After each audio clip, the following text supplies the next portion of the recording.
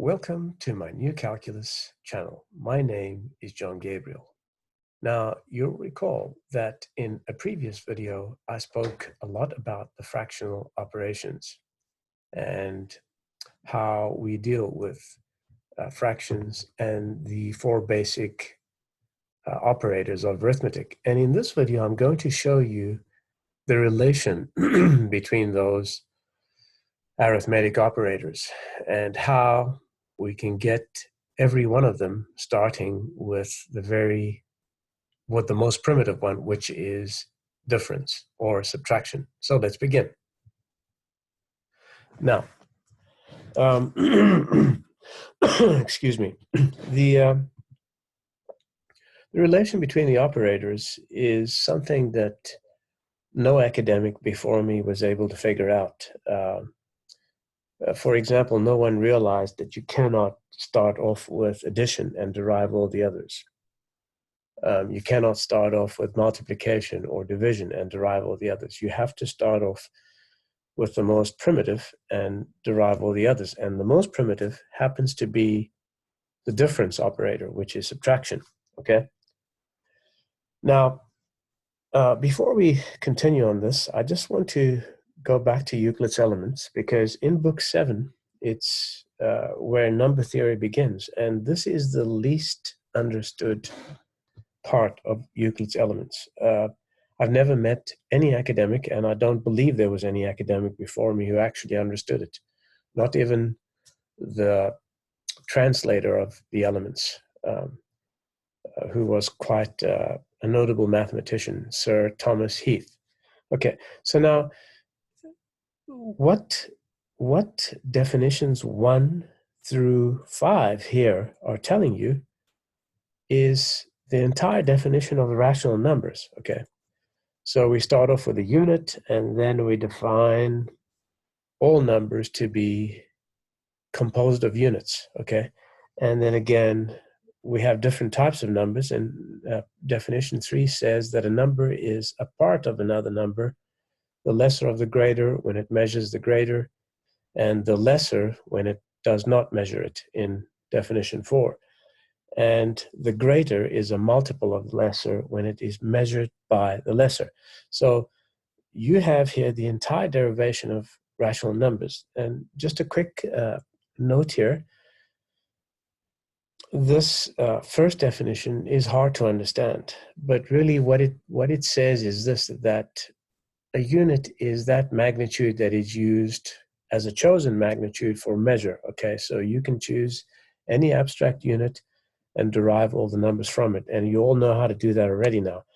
And B was the definition B was used by some ignorant academics to state that the Greeks didn't consider the unit to be a number. Well, that's poppycock, because the unit is a number, and that's from where all numbers are derived, because we use it to measure all numbers.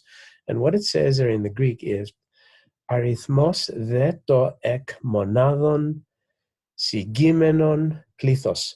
And what it really means is that a number is composed of units, okay? And a multitude doesn't have to be a specific number. It can be anything. It can be 1, it can be 2, it can be 3. And so, you know, it's false that the Greeks didn't consider the unit as a number. In fact, it is the basis of all numbers. All right. So now also what is notable about book 7 is that we will find the Euclidean algorithm, the algorithm that helps you to find the greatest common measure of two numbers, okay? And you can see that demonstrated in proposition 2, but I'm going to simplify all that for you. So let's get rid of this. I don't know why it's not going away. I just want to close the current tab and come back here. So now, if your intuition had to tell you that addition is the most primitive, then you would obviously be wrong, because the most primitive is subtraction. Now, in the expression P over D minus Q over D, the difference operator is this hyphen sign, okay? And it's evaluated by simply taking the difference of P and Q where they both have the same denominator, okay? And all these are integers, right? All these operators are integers. So we can derive the addition operator as follows by saying P over Q minus Q over D. In other words, we remove the need for Q over D, and that's the same as adding Q over D, isn't it? So that's how we get the addition operator. Therefore, the expression P over Q plus Q over D is evaluated by taking the sum of P and Q. Now that this is in place, we can actually do the subtraction and add fractions with different denominators. Let's see how. So if we want to evaluate this expression, we simply add P over R to itself S minus 1 times, right? So we would add Q over S to itself R minus 1 times. And let's say an example. Let's say we had 2/3 minus 3/5. Well, you know by similar triangles and proportion that we can say that 2/3 is equal to this, right? By similar triangles. And 3/5 is equal to this by similar triangles, so that we end up with 10/15 minus 9/15. The denominators here are the same, so we can just subtract 9 from 10 and get 1/15. And likewise, addition works in the same way. Hit the pause button and make sure you understand all this before you continue. Now we've seen how to do arithmetic involving differences and sums. So what is the next operator that we derive? If you thought multiplication, you'd be wrong, because the next operator is division, right? And it's derived from the previous two operators of difference and sum as follows. So any P over Q divided by R over S is equal to P over Q over R over S. And this here is a number, by the way. It's a completed number. This is the actual division. It's complete. There's nothing left to do.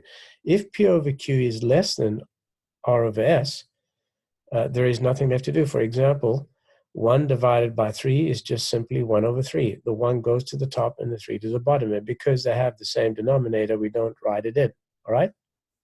So if, however, we have different denominators, okay, and we want to do a measure by repeated subtraction. So let's say an example, 10 divided by 4, right? I will omit the denominators, which are 1, because this here means 10 over 1 divided by 4 over 1, and just simply do the subtraction. So I can subtract 4 from 10 twice, which means that the quotient is 2, but we do have a remainder of 2, right? Since 2 is less than 4, we stop. The division algorithm is finite. You can't divide infinitely. That's just garbage. We write 2 plus 2/4, or simply 2 and 2/4, like this. All right? So now, if the denominators are 1, as in the previous slide, the process of division is simple. Now, what about 2/3 divided by 4/5? Well, the same story. We follow the same process here. The 2/3 goes to the top, the 4/5 to the bottom, and then we use proportion or similar triangles, and we get 10 over 15 divided by 12 over 15. Because the denominators 15 are the same, we can write 10 over 12. Now, 10 over 12 is not in its irreducible form, but this is not a problem once we derive multiplication, which is the last of the 4 basic arithmetic operators. And of course, multiplication is defined in terms of division, and it's defined as follows. P over Q times R over S is P over Q divided by 1 over 1 divided by R over S, or R over S divided by 1 over 1 divided by P over Q, right? So both of these expressions must be defined and the result the same value. Now remember, last video I told you that you can't divide by 0, and this is the reason why you can't, because multiplication, why you can't multiply by 0, because multiplication is defined in terms of division. Okay, so you cannot divide by 0, and that's why you cannot multiply by 0. And so now, once we've defined multiplication in terms of division, we can do an example. We can say 2 times 3, which is the same as 2 over 1 times 3 over 1, is equal to 2 over 1 divided by 1 over 3, which is 2 over 1, 1 over 3. And again, the same story where we add up the numbers to get equivalent fractions on the top and on the bottom with the same denominators.